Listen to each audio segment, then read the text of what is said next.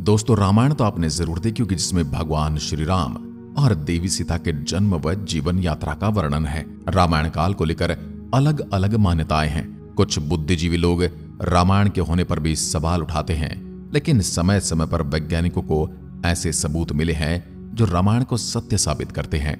भारत में एक बहुत बड़ा वर्ग रामायण को बिल्कुल सत्य मानता है, लेकिन नासा द्वारा समुद्र में खोजा गया राम सेतु ऐसे लोगों की मान्यताओं को और पुष्ट करता है।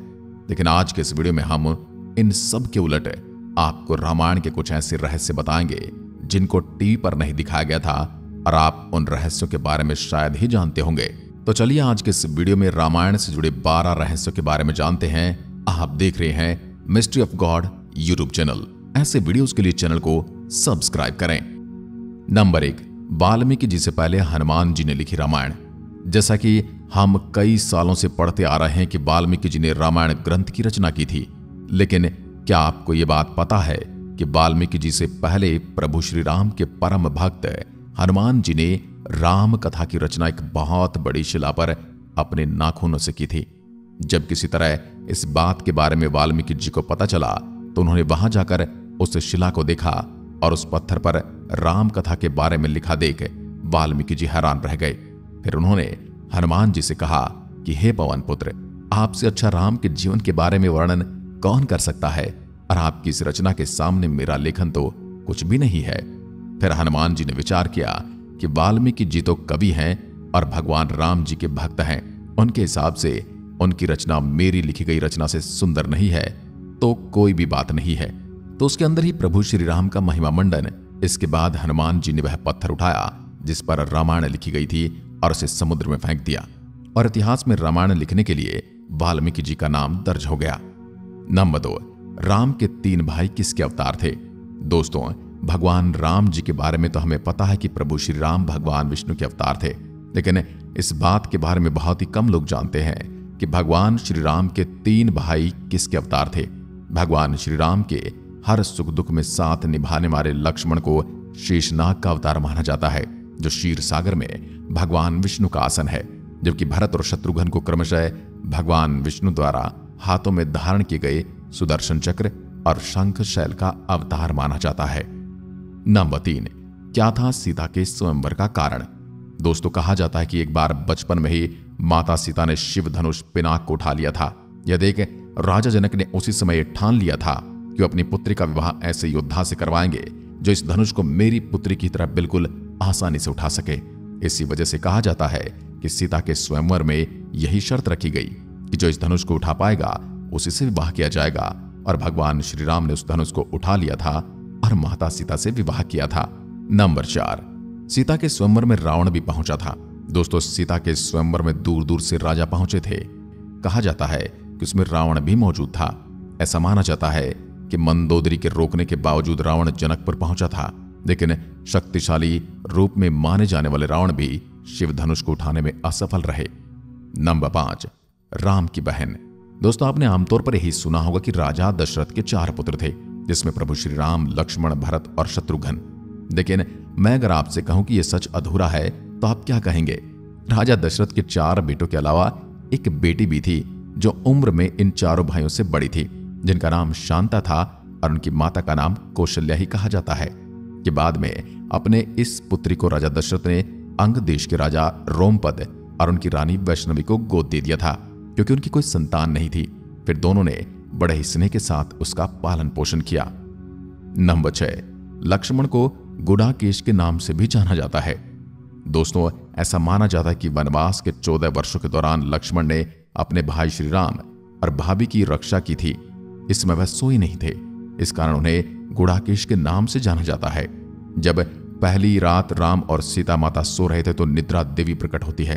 निद्रा देवी के सामने लक्ष्मण ने यह वरदान मांगा कि उन्हें ऐसा वरदान दे कि वनवास के 14 वर्षों के दौरान उन्हें नींद न आए और मैं अपने भाई और भाभी की रक्षा कर सकूं।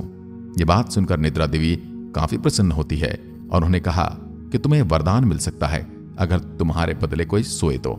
इसके बाद लक्ष्मण की सलाह पर निद्रा देवी लक्ष्मण की पत्नी और सीता की बहन उर्मिला के पास पहुंची। लक्ष्मण की पत्नी उर्मिला ने बदले में सोना स्वीकार कर लिया और पूरे 14 वर्षों तक वो दोनों की नींद सोती रही। नंबर 7, रामायण के हर 1000 श्लोक के बाद आने वाले पहले अक्षर से गायत्री मंत्र बनता है। गायत्री मंत्र में 14 अक्षर होते हैं और वाल्मीकि रामायण में 24,000 श्लोक हैं। रामायण के हर 1000 श्लोक के बाद आने वाले पहले अक्षर से गायत्री मंत्र बनता है। यह मंत्र इस पवित्र महाकाव्य का सार है। गायत्री मंत्र को सर्वप्रथम ऋग्वेद में उल्लेखित किया गया है। नंबर 8, रावण ने की थी भगवान राम की सहायता।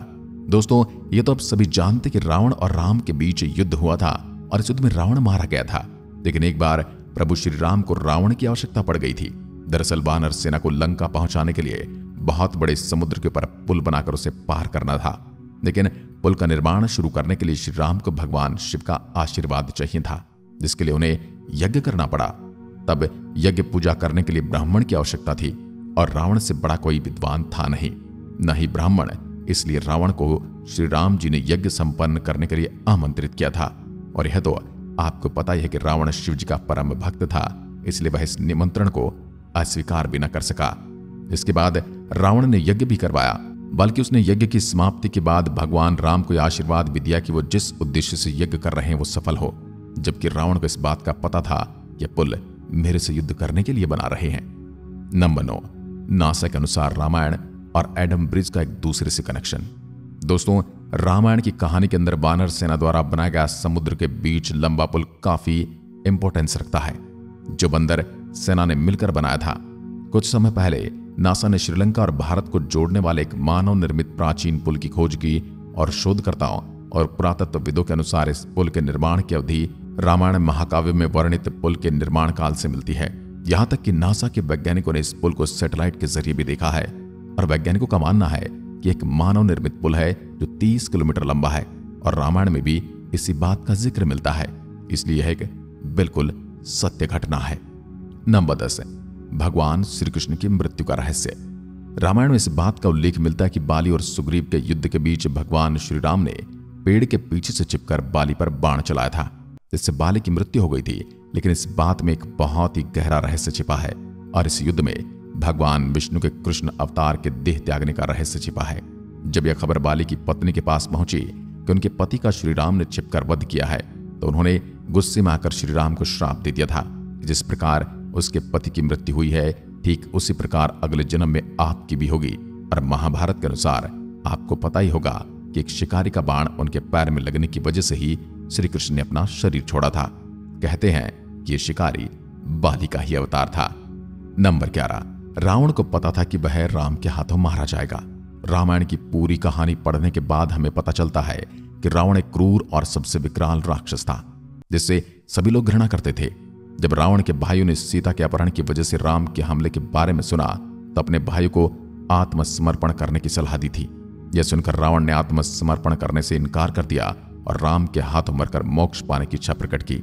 उसने कहा कि अगर राम और लक्ष्मण दोनों सामान्य व्यक्ति हैं तो सीता मेरे पास ही रहेगी, क्योंकि मैं आसानी से उन दोनों को परास्त कर दूंगा, और यदि वो देवता हैं तो मैं उन दोनों के हाथों मरकर मोक्ष प्राप्त करूंगा। नंबर 12, देवराज इंद्र के कारण कुंभकर्ण को सोने का वरदान मिला। दोस्तों, रामायण में एक कहानी रावण के छोटे भाई कुंभकर्ण की भी है, जो दिखने में बहुत ही विकराल लग रहा था। और कहा जाता है कुंभकर्ण 6 महीने तक सोता रहता था और फिर एक दिन खाने के लिए उठता था और पुनः 6 महीने तक सोता रहता था। लेकिन इसके पीछे का कारण यह कहा जाता है कि एक बार कुंभकर्ण की तपस्या से ब्रह्मा जी उनके सामने प्रकट हुए। उन्होंने कुंभकर्ण से वरदान मांगने को कहा। इंद्र को इस बात का डर लगा कि कहीं कुंभकर्ण वरदान में इंद्रासन न मांग ले, अतः उन्होंने देवी सरस्वती से अनुरोध किया कि वह कुंभकर्ण की जीवा पर बैठ जाएं, जिससे वह इंद्रासन के बदले निद्रासन मांग ले। इस प्रकार इंद्र की ईर्ष्या की वजह से कुंभकर्ण को सोने का वरदान प्राप्त हुआ था।